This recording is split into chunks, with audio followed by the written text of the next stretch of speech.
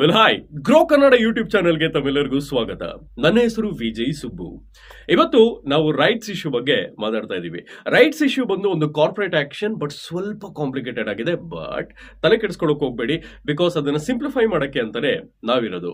But ಮುಂದುವರಿಯೋಕ್ಕಿಂತ ಮುಂಚೆ ನೀವಿನ್ನ ನಮ್ಮ YouTube ಚಾನೆಲ್ನ ಸಬ್ಸ್ಕ್ರೈಬ್ ಮಾಡಿಲ್ಲ ಅಂತಂದ್ರೆ ಈಗಲೇ ಸಬ್ಸ್ಕ್ರೈಬ್ ಮಾಡಿ. ಏನಕ್ಕೆ ಅಂದ್ರೆ ಪ್ರತಿ ವಾರ ನಾವು ವೆಲ್ತ್ ಕ್ರಿಯೇಷನ್ ಮತ್ತೆ ಪರ್ಸನಲ್ ಫಿನಾನ್ಸ್ ಬಗ್ಗೆ ವಿಡಿಯೋನ ಪೋಸ್ಟ್ ಮಾಡ್ತಾನೆ ಇರ್ತೀವಿ, ಸೊ ದಟ್ ನೀವು ವೆಲ್ತ್ ಕ್ರಿಯೇಷನ್ ಮಾಡ್ತಾನೆ ಇರಲಿ ಅಂತ.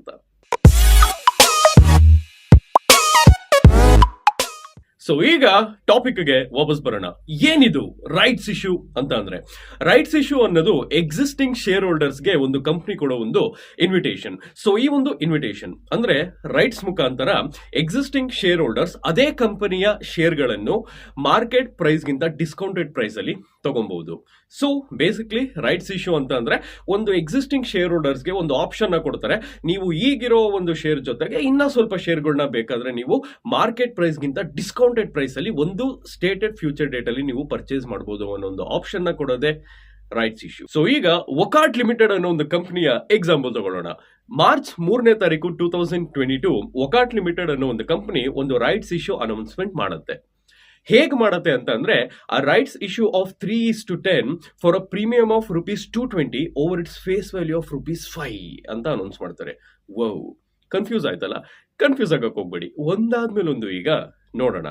ಆ ರೈಟ್ಸ್ ಇಶ್ಯೂ ಆಫ್ 3:10 ಅಂತ ಅಂದ್ರೆ ನೀವು ಹೋಲ್ಡ್ ಮಾಡಿರೋ ಪ್ರತಿ 10 ಶೇರ್ಗಳಿಗೆ 3 ಶೇರ್ನ ಅವರು ನಿಮಗೆ ರೈಟ್ಸ್ ಅಲ್ಲಿ ಆಫರ್ ಮಾಡ್ತಾ ಇದ್ದಾರೆ ಅಂತ ಅರ್ಥ.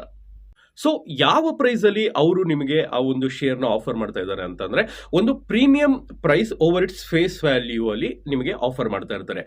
ಸೊ ಎಲ್ಲ ಓಕೆ. ಈ ಒಂದು ಫೇಸ್ ವ್ಯಾಲ್ಯೂ ಅಂತ ಅಂದ್ರೆ ಏನು? ಸೊ ಫೇಸ್ ವ್ಯಾಲ್ಯೂನ ಪಾರ್ ವ್ಯಾಲ್ಯೂ ಅಥವಾ ನಾಮಿನಲ್ ವ್ಯಾಲ್ಯೂ ಅಂತ ಕೂಡ ಕರೀತಾರೆ. ಇದೊಂದು ಫಿಕ್ಸ್ಡ್ ವ್ಯಾಲ್ಯೂ ಆಗಿರುತ್ತೆ ಅಂಡ್ ಈ ಒಂದು ವ್ಯಾಲ್ಯೂನ ಕಂಪ್ನಿನೇ ಫಿಕ್ಸ್ ಮಾಡಿರುತ್ತೆ. ಬಟ್ ಯಾವಾಗ ಮಾಡಿರುತ್ತೆ? ಆ ಕಂಪನಿಯ ಶೇರು ಮೊದಲನೇ ಬಾರಿಗೆ ಇನಿಷಿಯಲ್ ಪಬ್ಲಿಕ್ ಆಫರಿಂಗ್ ಅಂದ್ರೆ IPO ಅಲ್ಲಿ ಬಂದಾಗ ಅದರದ್ದು ವ್ಯಾಲ್ಯೂ ಏನಿರುತ್ತೋ ಆ ಒಂದು ಫಿಕ್ಸ್ಡ್ ವ್ಯಾಲ್ಯೂನೇ ನಿಮಗೆ ಫೇಸ್ ವ್ಯಾಲ್ಯೂ ಅಂತ ಕರೀತಾರೆ. ಅಂಡ್ ಈ ಒಂದು ವ್ಯಾಲ್ಯೂನ ಕಂಪನಿನೇ ಫಿಕ್ಸ್ ಮಾಡಿರುತ್ತೆ. ಸೊ ಈ ಒಂದು ಕೇಸಲ್ಲಿ ಅಂದ್ರೆ ವಕಾಟ್ ಲಿಮಿಟೆಡ್ ಕೇಸಲ್ಲಿ ನಮಗೆ ರೈಟ್ಸ್ ಇಶ್ಯೂ ಯಾವ ಪ್ರೈಸ್ ಕೊಟ್ಟರು? $220 ಪ್ಲಸ್ ₹5, ಒಟ್ಟು ₹225ಗೆ ಆಫರ್ ಮಾಡಿರ್ತಾರೆ. ಸೊ ಈ ಒಂದು ವಕಾಟ್ ಲಿಮಿಟೆಡ್ ರೈಟ್ಸ್ ಇಶ್ಯೂನ ಎಕ್ಸ್ ರೈಟ್ ಡೇಟ್ ಮತ್ತೆ ರೆಕಾರ್ಡ್ ಡೇಟ್ ಬಂದು 8ನೇ ತಾರೀಕು ಮಾರ್ಚ್ 2022 ಅಂಡ್ 9ನೇ ತಾರೀಕು ಮಾರ್ಚ್ 2022 ಆಗಿತ್ತು. ಸೊ ಎಕ್ಸ್ ರೈಟ್ ಡೇಟ್ ಬಂದು ಈ ಎಕ್ಸ್ ಸ್ಪ್ಲಿಟ್ ಡೇಟ್ ಮತ್ತೆ ಎಕ್ಸ್ ಡಿವಿಡೆಂಡ್ ಡೇಟ್ಗೆ ಒಂಥರ ಸಿಮಿಲರ್ ಆಗಿರುತ್ತೆ. ವಿಚ್ ಮೀನ್ಸ್ ನೀವು ಈ ಒಂದು ರೈಟ್ಸ್ ಇಶ್ಯೂ ಅಲ್ಲಿ ಪಾರ್ಟಿಸಿಪೇಟ್ ಮಾಡಬೇಕು ಅಂತ ಅಂದ್ರೆ ಆ ಒಂದು ಪರ್ಟಿಕ್ಯುಲರ್ ಸ್ಟಾಕ್ ನ ಅಂದ್ರೆ ವಕಾಟ್ ಲಿಮಿಟೆಡ್ ಸ್ಟಾಕ್ ನ ನೀವು 8ನೇ ತಾರೀಕಿಂತ ಮುಂಚೆ ನೀವು ಪರ್ಚೇಸ್ ಮಾಡಬೇಕಾಗತ್ತೆ. ವಿಚ್ ಮೀನ್ಸ್ ನೀವು 7ನೇ ತಾರೀಕು ಏನಾದ್ರೂ ಈ ಒಂದು ಸ್ಟಾಕ್ ನ ನೀವು ಪರ್ಚೇಸ್ ಮಾಡಿದ್ರೆ ಅದು 2 ದಿನಗಳಲ್ಲಿ ಅಂದ್ರೆ 9ನೇ ತಾರೀಕು ಒಳಗೆ ಅಂದ್ರೆ ರೆಕಾರ್ಡ್ ಡೇಟ್ ಒಳಗೆ ನಿಮ್ಮ ಟ್ರೇಡಿಂಗ್ ಅಕೌಂಟ್ ಅಲ್ಲಿ ಆ ಒಂದು ಶೇರ್ಸ್ ಇರುತ್ತೆ. ಸೊ ಈಗ ಒಂದು ಕಂಪನಿ ರೈಟ್ಸ್ ಇಶ್ಯೂ ಮಾಡಿದಾಗ ಅದು ಶೇರ್ ಪ್ರೈಸ್ ಮೇಲೆ ಹೇಗೆ ಇಂಪ್ಯಾಕ್ಟ್ ಆಗುತ್ತೆ ಈಗ ನೋಡೋಣ. ಒಂದು ಕಂಪನಿ ಒಂದು ರೈಟ್ಸ್ ಇಶ್ಯೂ ಮಾಡ್ತಿದೆ ಅಂತ ಅಂದ್ರೆ ಅದು ತನ್ನ ಹೊಸ ಶೇರ್ಗಳನ್ನು ಕ್ಯಾಪಿಟಲ್ಗೋಸ್ಕರ ಕೊಡ್ತಿದೆ ಅಂತ ಅರ್ಥ. ಅಂಡ್ ಈ ಒಂದು ಟ್ರಾನ್ಸಾಕ್ಷನ್ ಪ್ರೈಮರಿ ಮಾರ್ಕೆಟ್ ಅಲ್ಲಿ ನಡೆಯುತ್ತೆ. ಸೊ ಈಗ ಒಂದು ಕಂಪನಿ ಹೊಸ ಶೇರ್ಗಳನ್ನು ಕ್ಯಾಪಿಟಲ್ಗೋಸ್ಕರ ಕೊಡ್ತಿದೆ ಅಂತ ಅಂದ್ರೆ ಆ ಒಂದು ಕಂಪನಿಯ ಒಟ್ಟು ಶೇರ್ಗಳು ಅಂದ್ರೆ ಟೋಟಲ್ ನಂಬರ್ ಆಫ್ ಶೇರ್ಸ್ ಜಾಸ್ತಿ ಆಗ್ತಾ ಹೋಗುತ್ತೆ. ಸೊ ಯಾವಾಗ ಒಂದು ಕಂಪನಿಯ ಒಟ್ಟು ಶೇರ್ ಅಂದ್ರೆ ನಂಬರ್ ಆಫ್ ಶೇರ್ಸ್ ಜಾಸ್ತಿ ಆಗ್ತಾ ಹೋಗುತ್ತೋ ಅದರ ಅರ್ನಿಂಗ್ಸ್ ಪರ್ ಶೇರ್ ಕಮ್ಮಿ ಆಗ್ತಾ ಬರುತ್ತೆ. ಸೊ ಒಂದು ಕಂಪನಿಯ ಅರ್ನಿಂಗ್ಸ್ ಪರ್ ಶೇರ್ ನ ಹೇಗೆ ಕ್ಯಾಲ್ಕುಲೇಟ್ ಮಾಡ್ತಾರೆ ಅಂತ ಅಂದ್ರೆ ಅದರ ನೆಟ್ ಪ್ರಾಫಿಟ್ ನ ಟೋಟಲ್ ನಂಬರ್ ಆಫ್ ಶೇರ್ಸ್ ಇಂದ ಡಿವೈಡ್ ಮಾಡ್ತಾರೆ. ಸೊ ಈಗ ಟೋಟಲ್ ನಂಬರ್ ಆಫ್ ಶೇರ್ಸ್ ಅಂದ್ರೆ ಒಟ್ಟು ಶೇರ್ಗಳು ಜಾಸ್ತಿ ಆದಷ್ಟು ಅರ್ನಿಂಗ್ಸ್ ಪರ್ ಶೇರ್ ಕಮ್ಮಿ ಆಗುತ್ತೆ. ಸೊ ಯಾವಾಗ ಅರ್ನಿಂಗ್ಸ್ ಪರ್ ಶೇರ್ ಕಮ್ಮಿ ಆಗುತ್ತೋ ಆ ಒಂದು ಸ್ಟಾಕ್ಗೆ ನಮ್ಮಂತಹ ಮತ್ತೆ ನಿಮ್ಮಂತಹ ಇನ್ವೆಸ್ಟರ್ಸ್ ಸ್ವಲ್ಪ ಕಮ್ಮಿ ಪ್ರೈಸ್ ಕೊಡೋಣ ಅಂತ ಯೋಚನೆ ಮಾಡ್ತೀವಿ. ಸೊ ಯಾವಾಗ ಒಂದು ಕಂಪನಿಯ ರೈಟ್ಸ್ ಇಶ್ಯೂ ಆಗುತ್ತೋ ಅವಾಗ ಆ ಒಂದು ಕಂಪನಿಯ ಸ್ಟಾಕ್ ಪ್ರೈಸ್ ಕಮ್ಮಿ ಆಗೋ ಚಾನ್ಸಸ್ ಇರುತ್ತೆ. ಒಂದು ಕಂಪನಿ ರೈಟ್ಸ್ ಇಶ್ಯೂ ಮಾಡಿದಾಗೆಲ್ಲ ಅದ್ರ ಶೇರ್ ವ್ಯಾಲ್ಯೂ ಕೆಳಗಡೆನೆ ಬರುತ್ತೆ ಅಂತ ಹೇಳಕ್ಕಾಗಲ್ಲ. ಕೆಲವೊಂದ್ಸರಿ ಮೇಲ್ಗಡೆ ಹೋದ್ರೂ ಹೋಗುತ್ತೆ. ಏನಕ್ಕೆ ಅಂತ ಅಂದ್ರೆ ಆ ಒಂದು ಪರ್ಟಿಕ್ಯುಲರ್ ಕಂಪನಿ ರೈಟ್ಸ್ ಇಶ್ಯೂ ಇಂದ ಬಂದಂತಹ ಕ್ಯಾಪಿಟಲ್ ನ ಬಿಸ್ನೆಸ್ ನ ಗ್ರೋ ಮಾಡೋಕ್ಕೆ ಅಥವಾ ಬಿಸ್ನೆಸ್ ನ ಎಕ್ಸ್ಪ್ಯಾಂಡ್ ಮಾಡೋದಕ್ಕೆ, ಬಿಸ್ನೆಸ್ ನ ಡೆವಲಪ್ ಮಾಡೋದಕ್ಕೆ ಏನಾದ್ರು ಉಪಯೋಗಿಸ್ತೀವಿ ಅಂತ ಅನೌನ್ಸ್ ಮಾಡಿದಾಗ ಇನ್ವೆಸ್ಟರ್ಸ್ಗೆ ಈ ಒಂದು ಪರ್ಟಿಕ್ಯುಲರ್ ಕಂಪನಿ ಮುಂದೆ ಫ್ಯೂಚರ್ ಅಲ್ಲಿ ತುಂಬಾ ಒಳ್ಳೆ ಲಾಭ ಮಾಡುತ್ತೆ ಅಂತ ಅವ್ರಿಗೆ ಅನ್ಸಿದಾಗ ಆ ಒಂದು ಪರ್ಟಿಕ್ಯುಲರ್ ಶೇರ್ಗೆ ಇನ್ನ ಜಾಸ್ತಿ ಪ್ರೈಸ್ ನೇ ಕೊಡಕ್ಕೆ ಅವರು ಡಿಸೈಡ್ ಮಾಡ್ತಾರೆ. ಸೊ ಇದರಿಂದ ಆ ಒಂದು ಸ್ಟಾಕ್ ಪ್ರೈಸ್ ಮೇಲ್ಗಡೆ ಹೋದ್ರೂ ಹೋಗುತ್ತೆ. ಸೊ ಈ ಒಂದು ಪರ್ಟಿಕ್ಯುಲರ್ ಸ್ಟಾಕ್ ಅಂದ್ರೆ ಒಕಾಟ್ limited share price ex right date ಗಿಂತ ಮುಂಚೆ 313.65 ಟ್ರೇಡ್ ಆಗ್ತಾ ಇತ್ತು. ಸೊ ರೈಟ್ಸ್ ಇಶ್ಯೂ ಅಲ್ಲಿ ಅದು ನಮಗೆ 28.26% ಡಿಸ್ಕೌಂಟ್ ಅಲ್ಲಿ ಸಿಗುತ್ತೆ. ಕಂಪ್ನಿಗಳು ಯಾಕೆ ರೈಟ್ಸ್ ಇಶ್ಯೂನ ಮಾಡುತ್ತೆ? ಸೊ ಮುಖ್ಯ ಕಾರಣ ಏನು ಅಂತ ಅಂದ್ರೆ ರೈಟ್ಸ್ ಇಶ್ಯೂ ಮಾಡೋದಕ್ಕೆ ಕ್ಯಾಪಿಟಲ್ ನ ಜನರೇಟ್ ಮಾಡೋದಕ್ಕೋಸ್ಕರ.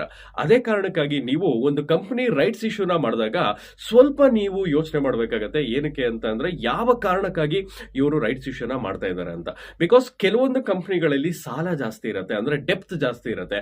ಸೊ ಆ ಒಂದು ಡೆಪ್ತ್ ಅಂದ್ರೆ ಸಾಲನ ತೀರಿಸೋದಕ್ಕೋಸ್ಕರ ಅವರು ರೈಟ್ಸ್ ಇಶ್ಯೂನ ಮಾಡ್ತಾ ಇರಬಹುದು. ಸೊ ಆ ತರ ಸಿಚುಯೇಷನ್ಗಳಲ್ಲಿ ನೀವು ಬಿಸ್ನೆಸ್ ಹೇಗೆ, ಅದ್ರ ಬಿಸ್ನೆಸ್ ಮಾಡೆಲ್ ಏನು, ಅದನ್ನೆಲ್ಲ ನೀವು ಅನಲೈಸ್ ಮಾಡಿ ಈ ಒಂದು ಕಂಡೀಷನ್ ಮುಂದೆ ಫ್ಯೂಚರ್ ಅಲ್ಲಿ ಇಂಪ್ರೂವ್ ಆಗತ್ತಾ ಅಂತ ಯೋಚನೆ ಮಾಡಿ ನೀವು ಡಿಸಿಷನ್ ನ ತಗೋಬೇಕಾಗತ್ತೆ.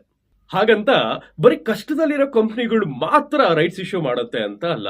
ಕೆಲವೊಂದ್ಸರಿ ಕಂಪ್ನಿಗಳು ಅದ್ರ ಬಿಸ್ನೆಸ್ ನ ಡೆವಲಪ್ ಮಾಡೋದಕ್ಕೋಸ್ಕರ, ಬಿಸ್ನೆಸ್ ನ ಎಕ್ಸ್ಪ್ಯಾಂಡ್ ಮಾಡೋದಕ್ಕೋಸ್ಕರನೂ ಕೂಡ ರೈಟ್ಸ್ ಇಶ್ಯೂ ಮಾಡುತ್ತೆ. ಸೊ ಆ ಒಂದು ಟೈಮಲ್ಲಿ ನೀವು ಆ ಒಂದು ರೈಟ್ಸ್ ಇಶ್ಯೂ ಮುಖಾಂತರ ಬಂದಂತಹ ಕ್ಯಾಪಿಟಲ್ ನ ಇವರು ಯಾವ ಒಂದು ಪರ್ಪಸ್ಗೆ ಯೂಸ್ ಮಾಡ್ತಾ ಇದ್ದಾರೆ, ಬಿಸ್ನೆಸ್ ನ ಗ್ರೋ ಮಾಡೋದಕ್ಕೆ ಹೇಗೆ ಉಪಯೋಗಿಸ್ತಾ ಇದ್ದಾರೆ ಅಂತ ನೀವು ಯೋಚನೆ ಮಾಡಿ ಆ ಒಂದು ಡಿಸಿಷನ್ ಕಂಪನಿ ಗ್ರೋತ್ ಅಲ್ಲಿ ಏನಾದರೂ ಹೆಲ್ಪ್ ಆಗತ್ತಾ ಅಂತ ಕೂಡ ನೀವು ಯೋಚನೆ ಮಾಡಿ ನಿಮ್ಮ ಇನ್ವೆಸ್ಟ್ಮೆಂಟ್ ನ ನೀವು ಪ್ಲಾನ್ ಮಾಡಬೇಕಾಗತ್ತೆ. ಸೊ ಕನ್ಕ್ಲೂಷನ್ ಏನು ಅಂತ ಅಂದ್ರೆ, ಒಂದು ರೈಟ್ಸ್ ಇಶ್ಯೂ ಆದಾಗ ಅದರ ಇಂಪ್ಯಾಕ್ಟ್ ಫಂಡಮೆಂಟಲಿ ಆ ಒಂದು ಕಂಪನಿಯ ಫಿನಾನ್ಷಿಯಲ್ ನಂಬರ್ಸ್ ಮೇಲೆ ಮತ್ತೆ ಫ್ಯೂಚರ್ ಪ್ರಾಸ್ಪೆಕ್ಟ್ಸ್ ಮೇಲೆ ಆಗುತ್ತೆ. ಸೊ ಒಂದು ಕಂಪನಿ ಒಂದು ರೈಟ್ಸ್ ಇಶ್ಯೂನ ಮಾಡಿದಾಗ ನೀವು ಅದರ ಕಡೆ ಇನ್ನು ಹೆಚ್ಚು ಗಮನ ಕೊಟ್ಟು ನೀವು ಅನಲೈಸ್ ಮಾಡಿ ನೆಕ್ಸ್ಟ್ ಸ್ಟೆಪ್ ನ ತಗೋಬೇಕಾಗತ್ತೆ. ಸೊ ಎಸ್, ಇದಾಗಿತ್ತು ಇವತ್ತಿನ ಎಪಿಸೋಡ್. ಒಂದು ಹೊಸದಾಗಿರೋ ಒಂದು ಇಂಟ್ರೆಸ್ಟಿಂಗ್ ವಿಚಾರ ನೀವೆಲ್ಲ ಕಲ್ತಿರ್ತಾನೆ. ಸೊ ನೆಕ್ಸ್ಟ್ ನಾವು ಯಾವ ಟಾಪಿಕ್ ಬಗ್ಗೆ ವಿಡಿಯೋ ಮಾಡಬೇಕು ಅನ್ನೋದನ್ನ ಕಮೆಂಟ್ ಸೆಕ್ಷನ್ ಅಲ್ಲಿ ನಮಗೆ ತಿಳಿಸಿ. ಅಂಡ್ ಎಸ್, ಹೋಗೋಕ್ಕಿಂತ ಮುಂಚೆ ನೀವಿನ್ನ ನಮ್ಮ ಚಾನೆಲ್ನ ಸಬ್ಸ್ಕ್ರೈಬ್ ಮಾಡಿಲ್ಲ ಅಂತ ಅಂದ್ರೆ ಈಗಲೇ ಸಬ್ಸ್ಕ್ರೈಬ್ ಮಾಡಿ ಅಂಡ್ ಬೆಲ್ ಐಕಾನ್ ನ ಕ್ಲಿಕ್ ಮಾಡಿ.